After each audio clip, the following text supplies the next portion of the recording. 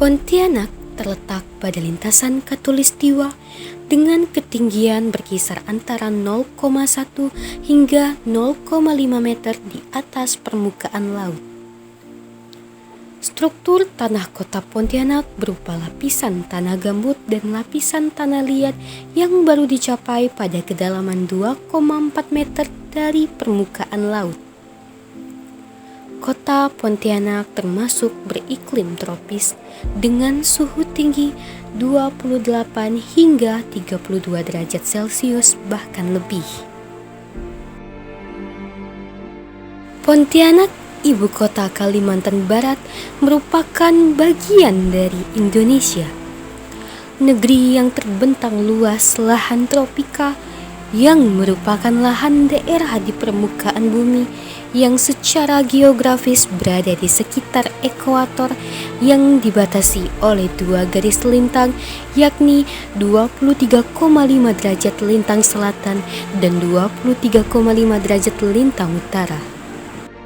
Di Indonesia sendiri, lahan tropika banyak ditumbuhi oleh hutan hujan tropis yang mencapai 162 juta hektar, khususnya hutan Kalimantan dengan luas 28,23 juta hektar. Seperti yang kita ketahui bahwa hutan merupakan paru-paru dunia.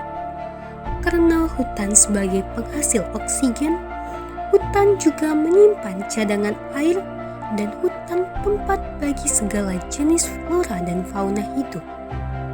Peranan hutan sangat penting dalam sistem penyangga kehidupan.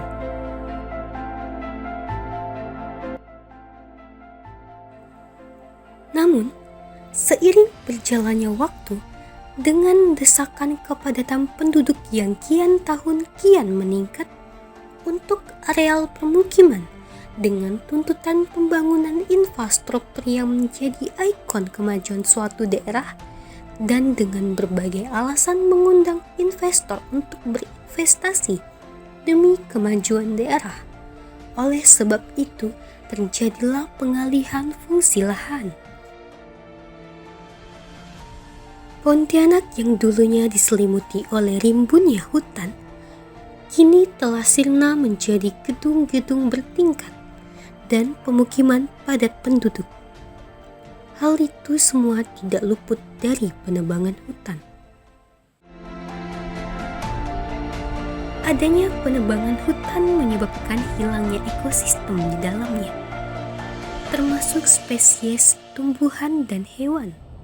Deforestasi juga menyebabkan berkurangnya kemampuan menyerap emisi karbon dunia, yang tentunya berimbas pada meningkatnya ancaman pemanasan global.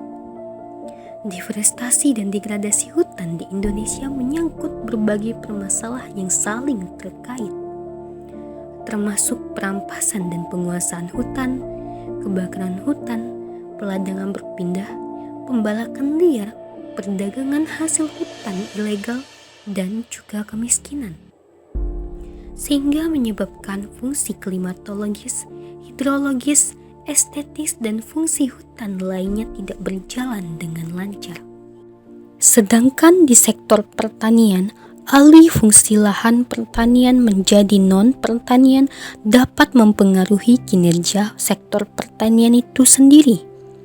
Alih fungsi lahan tersebut secara langsung menurunkan luas lahan untuk kegiatan produksi pangan sehingga sangat berpengaruh terhadap penyediaan pangan lokal maupun nasional. Saya tinggal di Pontianak dari lahir di Pontianak tahun 1968. Kalau dihitung umur saya sekarang sudah 51 tahun. Dulu kalau ditinggal di Pontianak belum begitu ramai sampai saat ini. Daerah Kota Baru dulu awalnya sampai di bundaran aja, itu udah termasuk jauh. Sedangkan Jalan Ahmad Yani 2 itu belum ada, masih Jalan Ahmad Yani 1, masih Jalan Adi Sucipto. Dari mulai Kampung Bansir sampai ke Bandara Supadio, itu yang dikatakan Jalan Adi Sucipto. Sedangkan Kota Baru sekarang ini sudah berubah, sudah banyak perumahan, sudah banyak toko. Lahan-lahan pertanian masyarakat sudah banyak dijadikan perumahan. Dulu Jalan Farid Aji Husin atau Sepakat 2 maupun Jalan Perdana itu masih orang untuk mengambil hasil karet maupun hasil tanaman itu masih menggunakan sampan. Masih jalan jalur setapak kata orang bilang. Kalau bansir sekarang digelar orang bansir darat. Dulunya dibilang bansir darat atau bansir rimba. Sekarang sudah berganti bansir. Sekarang menjadi Jalan Perdana. Sedangkan Farid Aji Husin sampai sekarang sudah banyak perumahan. Sudah tidak ada lagi yang namanya orang nanam sayur, nanam pepaya, udah susah kita cari yang daerah Farid Aji Husin.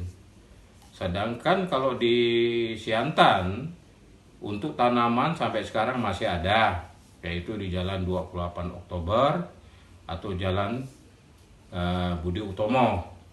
Sampai sekarang masih ada orang menanam.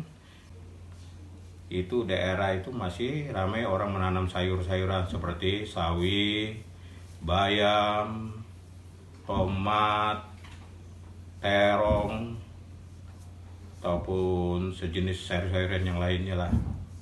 Itulah yang sampai saat ini yang saya masih lihat daerah 28 Oktober atau Budi Utomo yang digelar daerah Siantan. Sedangkan untuk di daerah Tanjung Raya 1 sampai Kampung Kapur sampai ini, itu daerah itu dulu masih keadaan sepi, belum ada perumahan. Sekarang sudah menjadi banyak perumahan dan ruko-ruko, banyak rumah-rumah penduduk. Sudah dikatakan kota daerah itu, tapi kalau Kampung Kapur masih daerah Kuburaya. Masih ada berfungsi cuman daerah Alas Kusuma aja. Masih produksi kayu lapis. Dan yang lainnya sekarang sudah tanah kosong, dan daerah itu sekarang sudah menjadi daerah penduduk yang ramai. Ya, cuman itu aja yang saya tahu. Dalam rangka perlindungan dan pengendalian alih fungsi lahan dapat ditempuh melalui 3 strategi. Strategi yang pertama ialah memperkecil peluang terjadinya alih fungsi lahan dengan mengembangkan pajak tanah yang progresif dan meningkatkan efisiensi kebutuhan lahan non-pertanian sehingga tidak ada lahan yang terlantar. Strategi yang kedua ialah menggunakan instrumen pengendalian alih fungsi lahan melalui instrumen yuridis berupa peraturan perundang-undangan dan non-yuridis seperti rencana tata ruang wilayah dan perizinan lokal. Dan strategi yang ketiga ialah mengendalikan kegiatan alih fungsi lahan dengan cara membatasi luas lahan yang dapat dikonversi di setiap kabupaten atau kota serta menetapkan kawasan pangan abadi yang tidak boleh dikonversi.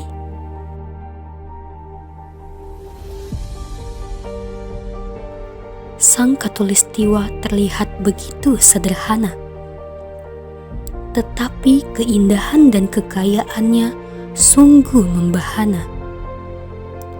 Siapapun yang melihatnya akan terpana. Sang Khatulistiwa kini tak lagi bahagia, sebab dulu ia perkasa, namun kini ia tersiksa. Kini langit pun bermuram dengan pedihnya, menenggelamkan matahari dari cakrawala, memamerkan senja di antara warna memerah yang terluka.